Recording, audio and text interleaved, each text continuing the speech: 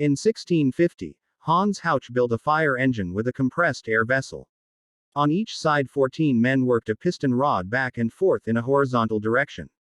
The air vessel, a type of pressure tank, issued an even stream despite the backward motion of the piston. This was made possible by a rotating pipe mounted on the hose which allowed the jet to reach heights up to 20 meters. Caspar Schott observed Hauch's fire engine in 1655 and wrote an account of it in his Magia Universalis. Colonial laws in America required each house to have a bucket of water on the front stoop in preparation for fires at night. These buckets were intended for use by the initial bucket brigade that would supply the water at fires. Philadelphia obtained a hand-pumped fire engine in 1719, years after Boston's 1654 model appeared there, made by Joseph Jenks Sr., but before New York's two engines arrived from London. By 1730, Richard Newsham, in London, had made successful fire engines. He also invented those first used in New York City in 1731, where the amount of manpower and skill necessary for firefighting prompted Benjamin Franklin to found an organized fire company in 1737. Thomas Lote built the first fire engine made in America in 1743. These earliest engines are called hand tubs because they are manually hand-powered and the water was supplied by a bucket brigade dumping it into a tub, cistern, where the pump had a permanent intake pipe. An important advancement around 1822 was the invention of an engine which could draft water from a water source. This rendered the bucket brigade obsolete. In 1822, a Philadelphia-based manufacturing company called Sellers and Pennock made a model called the Hydraulian. It is said to be the first suction engine. Some models had the hard, suction hose fixed to the intake and curled up over the apparatus known as a squirrel tail engine. The earliest engines were small and were either carried by 4 men, or mounted on skids and dragged to a fire. As the engines grew larger they became horse-drawn and later self-propelled by steam engines. John Ericsson is credited with building the first American steam-powered fire engine. John Braithwaite built the first steam fire engine in Britain. Until the mid-19th century, most fire engines were maneuvered by men, but the introduction of horse-drawn fire engines considerably improved the response time to incidents. The first self-propelled steam pumper fire engine was built in New York in 1841.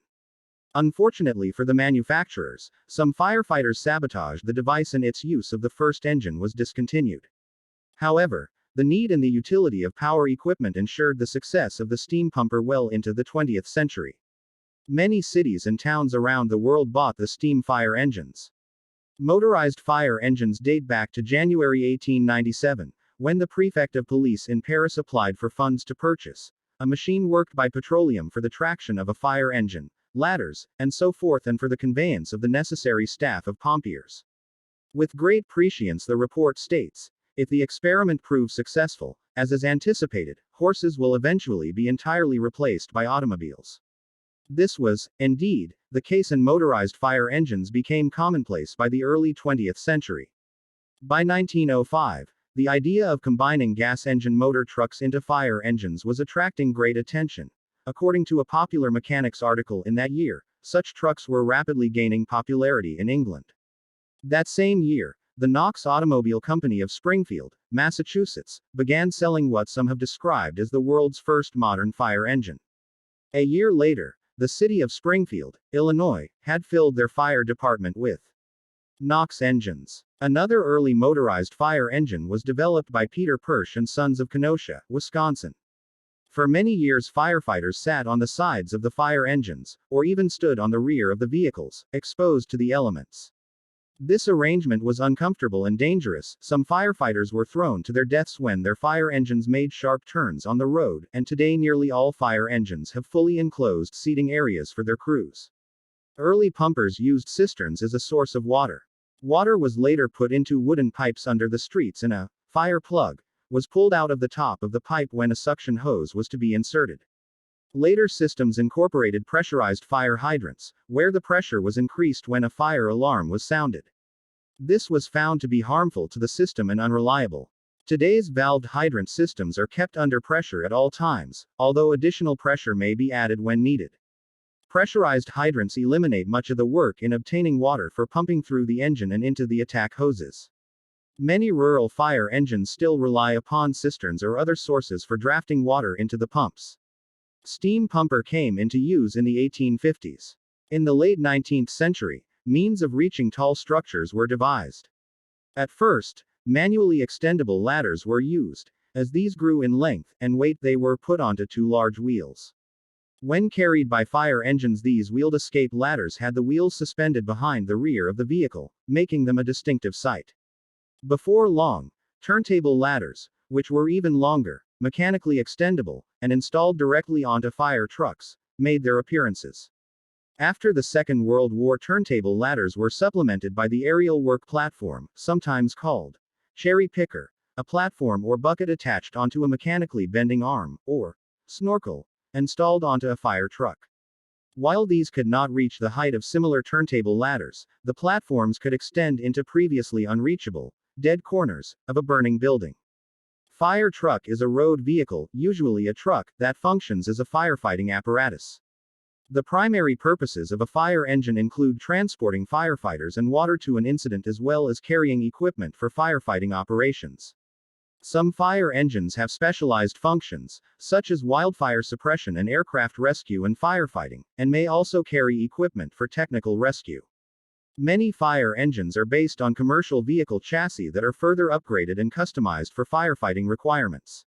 They are normally fitted with sirens and emergency vehicle lighting, as well as communication equipment such as two-way radios and mobile computer technology. The terms fire engine and fire truck are often used interchangeably to a broad range of vehicles involved in firefighting. However, in some fire departments they refer to separate and specific types of vehicle. The design and construction of fire engines focuses greatly on the use of both active and passive warnings. Passive visual warnings involve the use of high contrast patterns to increase the noticeability of the vehicle. These types of warnings are often seen on older vehicles and those in developing countries. More modern designs make use of retroreflectors to reflect light from other vehicles. Vehicles will also often have these reflectors arranged in a chevron pattern along with the words fire or rescue. European countries commonly use a pattern known as Badenburg markings. Along with the passive warnings, are active visual warnings, which are usually in the form of flashing colored lights, also known as beacons or light bars. These flash to attract the attention of other drivers as the fire truck approaches, or to provide warning to drivers approaching a parked fire truck in a dangerous position on the road. While the fire truck is headed towards the scene, the lights are always accompanied by loud audible warnings such as sirens and air horns. Some fire engines in the United States are lime yellow rather than red due to safety and ergonomics reasons. A 2009 study by the U.S. Fire Administration concluded that fluorescent colors, including yellow, green, and orange, are easiest to spot in daylight. Although the exact origin of the fire truck's color is not entirely known, jokes regarding the origin have been passed around. One such is this: fire engines are red because they have 8 wheels and 4 people on them, and 4 plus 8 makes 12, and there are 12 inches in a foot, and 1 foot is a ruler, and Queen Elizabeth was a ruler, and Queen Elizabeth was also a ship, and the ship sailed the seas, and there were fish in the seas, and fish have fins, and the Finns fought the Russians, and the Russians are red, and fire trucks are always Russian around, so that's why fire trucks are red. In some regions, a fire engine may be used to transport first responder firefighters, paramedics, or EMTs to medical emergencies due to their proximity to the incident.